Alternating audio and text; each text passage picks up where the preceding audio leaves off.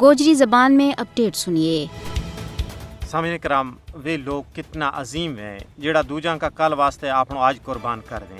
وہ مرتا نہیں بلکہ امر ہو جائیں، اور قوم انہاں نہ کدے بھی فراموش نہیں کرتی۔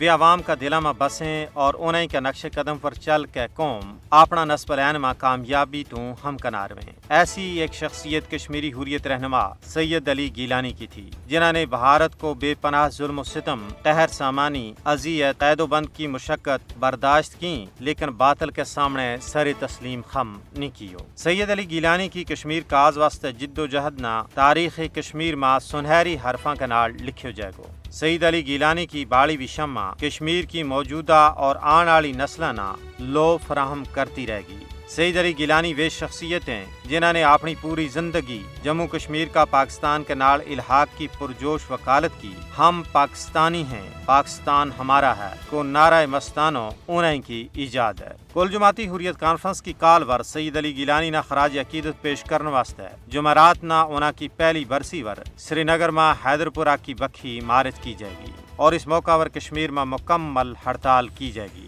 حریت کانفرنس کو کہنا ہے کہ سید علی گیلانی نہ خراج عقیدت پیش کرنے کو بہترین طریقہ یہ ہے کہ انہاں کا نقش قدم پر چلتا ہوا انہاں کی ادھوری منزل نہ پائے تکمیل تک پہنچائے جائے۔ بھارتی غاصب حکومت کشمیری عوام کا دلاں بچوں انہاں کی محبت نہ کسی بھی صورت میں نہیں کٹ سکتی۔